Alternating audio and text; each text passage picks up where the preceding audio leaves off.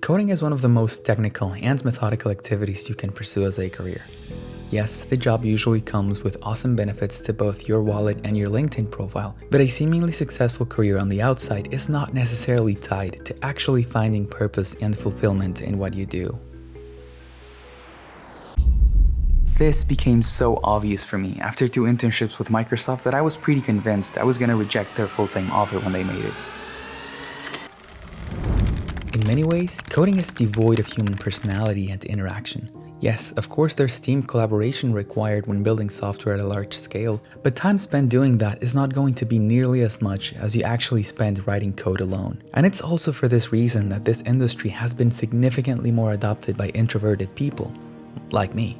While I'm definitely relieved and comfortable doing introverted activities like sitting in front of the computer, I found that I feel more sustainable and long-term happiness when I'm actually forced to face that discomfort, to get out there and talk to people.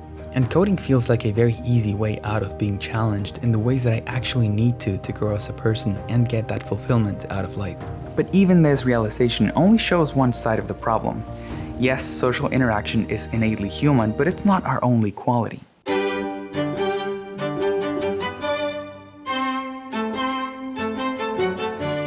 Not only is it an extremely helpful tool for self-discovery and the appropriate channeling of emotions, but exercising our creativity is also critical for problem solving, a highly valued and rewarded skill for software engineers after all.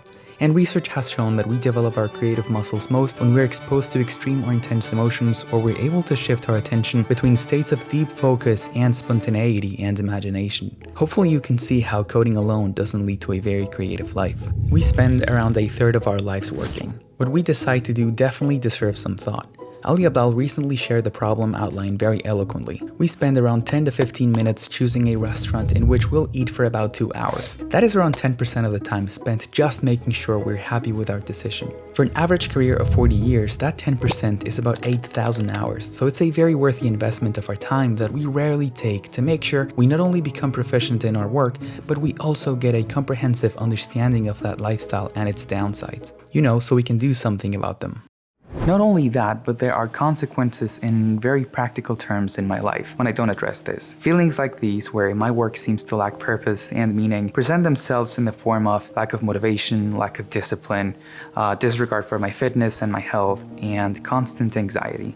And that's not how I want to live my life. Remember I said I was thinking about rejecting Microsoft's full-time offer? This was a big part of that thought process. Those internships allowed me to get a peek of what I was getting into. And while they were filled with learnings and pretty exciting experiences looking back, they also exposed all of those negative feelings that can come with an unbalanced relationship with a career in code.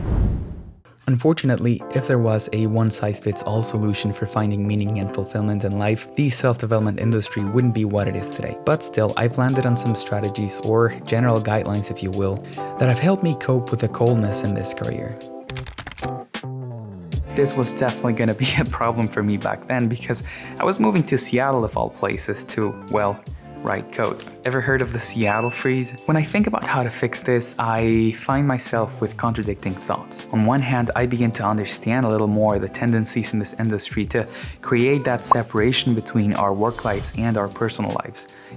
Drawing that line in the sand to limit the amount of time we spend coding and interacting with the people we do this with, to instead focus our time and energy within our existing social circles. And then on the other one, I carry even more firmly my quote-unquote bad habits from work culture in Mexico, where keeping that door open usually translated into developing new, authentic social circles at work that made the coldness of writing code just a little bit warmer and more enjoyable. But not all work environments are conducive to this, and not everyone is going to be comfortable with that.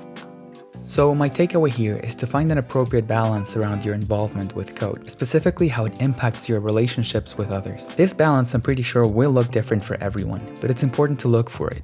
I'd say the place you want to avoid is just sitting on the computer alone, writing code for hours and hours on end, and not making the time to see your loved ones or just make new friends because of this. So we know that the most important and rewarded traits of programmers are merely technical ones, especially in big tech. So even if there's some creativity involved to be able to problem solve, the majority of the job is to learn the tools, learn the patterns, and methodically apply them to write a bit of code that meets a previously established business goal. And there are currently 2 approaches that I take to mitigate this. The first one is treat code as a craft. I wasn't able to look at code like this when I was a beginner, but as I matured as an engineer, I realized that the set of tools I've acquired throughout my career, meaning the things I've learned and the patterns I've adopted, allowed me to make sure code not only meets the business requirements, but it also reads and behaves beautifully on the inside. The best analogy I can come up with comes from Steve Jobs on the design philosophy he embedded at Apple. When you're a carpenter making a beautiful chest of drawers, you're not going to use a piece of plywood on the back, even though it faces the wall and nobody will ever see it. You'll know it's there, so you're going to use a beautiful piece of wood on the back for you to sleep well at night. The aesthetic and the quality has to be carried all the way through. Of course, this isn't always possible. Sometimes the scope of your tasks is not conducive for this, or time constraints make it so that you prioritize the outward-facing business impact over the inner quality of the code. For that reason, the next thing I try to do is kind of similar to what we just talked about with our social interactions. Limit the time spent coding and try to exercise your creative muscles on the outside. For me, this has taken several forms. Music was a big one when I was younger, then for a while I tried drawing, and now it's the fact that I'm making these videos. And it's pretty stark. Every time I realize I've neglected my creativity for a while, I instantly feel the downsides.